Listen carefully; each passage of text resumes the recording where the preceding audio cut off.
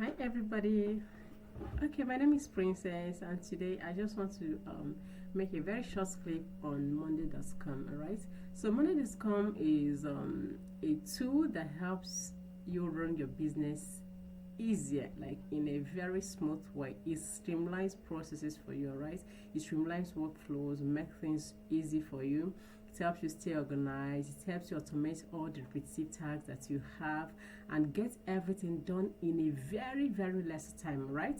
So let's just let's break it down. Monday.com have something that we call a workspace. You can see here the workspace here. If you look here, I already have workspaces and boards created, but for this video I want to show you how to create a workspace, boards, and the groups. Now the workspace, you can say that is like the market, right?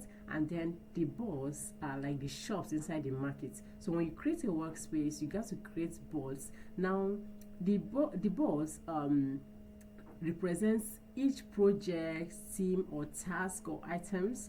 Okay, team, tasks, projects that you're gonna work on. Now that's what the boards are for. And then we have something we call groups. So we can say the groups are like shelves in the shops. All right, so the groups helps you organize the tasks, lists, or the projects in each boards. All right, so let's get started. We do not have enough time here. Okay, so when you come here in these three dots here, when you click on it, you can see you click on it, you have this here. So we're going to click on add new workspace.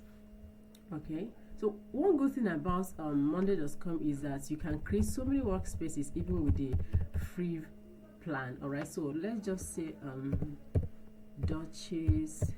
We are naming the workspace Duchess Realty. Okay, now we have it open. When you have it open, everyone can access it, but when it's closed, nobody can access it. All right, so when it's open, every team member in the accounts can do or join in. And it's now let's create add workspace. Now you can see this is a workspace. Now everything is just open. You can either add templates from that Monday.com already has, or you create your own from scratch. But then we are going to create boards. Remember what I said, that boards are like the shops in the market, and the market here is the workspace, or we can say it is your company. Now the boards are the departments in your company, right, in your organization. So let's create boards. You click on the sign icon here. There is a plus icon here. You can see board. When you click on it, see new board, start with template. If you don't want to start with the templates, you click on new board. So what do we want to, let's name it let's say the admin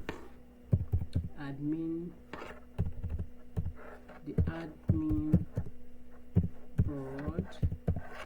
So we make it main, so it will be visible to everyone in this account. So if you're adding your team members or your employees, they will be able to see it. So we click on items. So what are we going to be managing here? We have items, budgets for employees, campaigns, lists, projects, tasks, creatives. Okay, let's click on what do we click on? Let's click on projects. All right, so we create board. It's as simple as that. Okay, so after creating this board, now we now have what we call groups.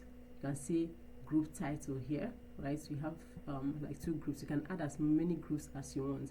Now remember what I said, that the groups are like the chefs in the shop, right? So now here you can see we have the first group, we have the second group.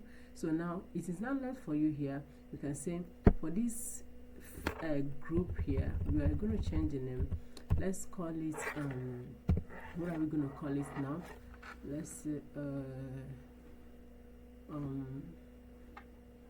what do we call it? Okay, let's say content creation. Okay, it's a content group. Okay, it's a content creation. All right. Okay, then for this one we can say ads. Could you say as, okay, let's say digital marketing. Digital marketing.